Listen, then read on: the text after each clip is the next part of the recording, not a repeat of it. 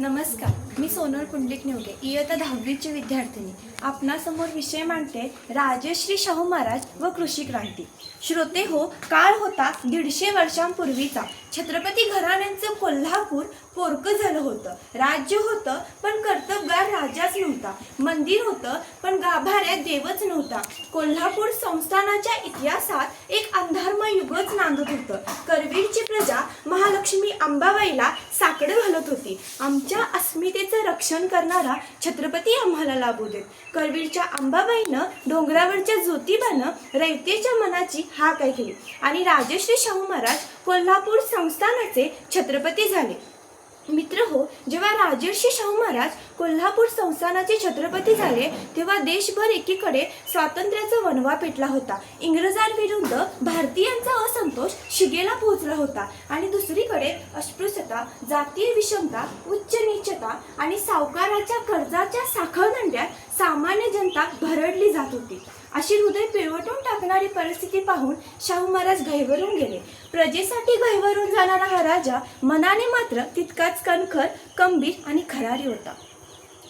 राजश्री शाहू महाराजांचे कृषी धोरणाबद्दलचे विचार हे अत्यंत पुरोगामी आणि लाखमोलाचे होते. 1902 मध्ये राजश्री शाहू महाराजांनी युरोप दौरा केला. युरोपातील भौतिक प्रगल्भतेने ते प्रभावित झाले होते. युरोपातील धरणे पाहून राजश्री महाराजांना वाटलं की आपणही आपल्या भागात असे धरणे बांधून राज्य समृद्ध व संपन्न का करू नये, आणि राजांच्या याच दूरदृष्टिकोनातून साकारली राधानगरी धरणाची संकल्पना आणि घडला कालचा, आजचा आणि उद्याचा समृद्ध व संपन्न महाराष्ट्र.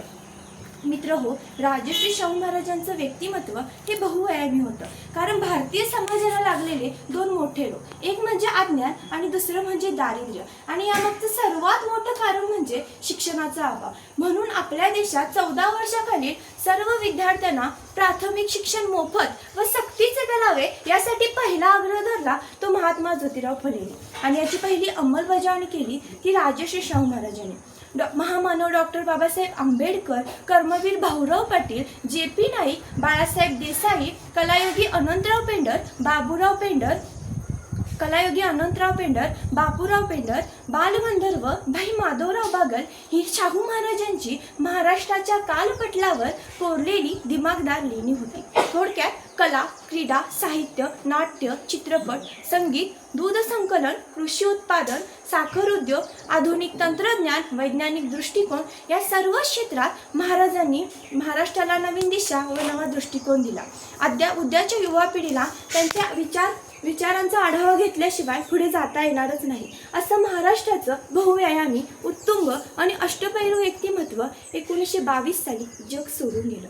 आणि राजर्षी म्हणजे राजा असून ऋषितुल्य जीवन जगणाऱ्या महामानवाला महाराष्ट्र कायम चमकला.